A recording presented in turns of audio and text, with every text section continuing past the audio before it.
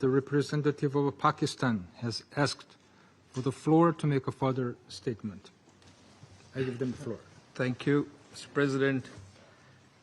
I am obliged to take the floor to respond to some comments. The representative of Israel perhaps did not listen attentively to all council members and other speakers in today's debate. And in our view, it is unacceptable, indeed ludicrous, for an aggressor, an occupier, a serial violator of UN Charter and international law, that is Israel, to abuse this chamber and disrespect the sanctity of this council. And this is not the first time. And by pointing fingers on others, baseless assertions primarily aimed at masking its own illegal actions and violations of international law. President, but that's not at all surprising. It is an occupier that does not listen to anyone, that does not pay heed to any advice, even from its friends, if there are any left, that refutes, and not just refutes, it threatens members of the international community, international media, international human rights and humanitarian organizations, doesn't listen to the ICJ or the ICC, and threatens the UN and its senior officials.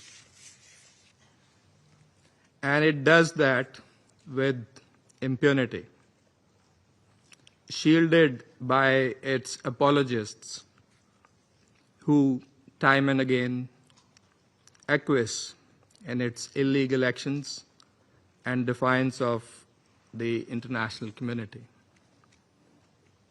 And like all occupiers, despite being the aggressor, it feigns and plays the victim. But today it is totally exposed. President, this Council has spent decades discussing the situation in the Middle East and the Palestinian question.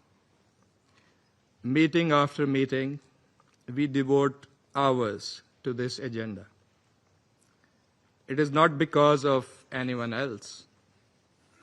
It is because of Israel that refuses to vacate its illegal occupation, and that blatantly violates the resolutions of this Council.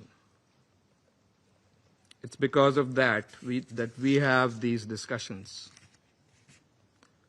Israel also chose to refer to an unrelated incident and make misleading remarks regarding Pakistan in an effort to justify its own illegal actions and violations of international law. Pakistan's position on that incident has been clearly stated and is publicly available. The international community is well aware of Pakistan's frontline role and sacrifices in the international community's fight against terrorism. The entire world, including our partners, acknowledge that Al-Qaeda was largely decimated due to Pakistan's counterterrorism efforts. And we remain committed in this global, collective endeavor. We cannot accept insinuations from an irresponsible rogue state that is, in fact, the perpetrator of worst kind of state terrorism that we are witnessing in Gaza and, in fact, in the occupied Palestinian territories for decades. And we reject any false analogy, as has also been done by Qatar. For whatever way it interprets the statements in this Council, the occupying power must go back and read carefully the statement issued by the Security Council today.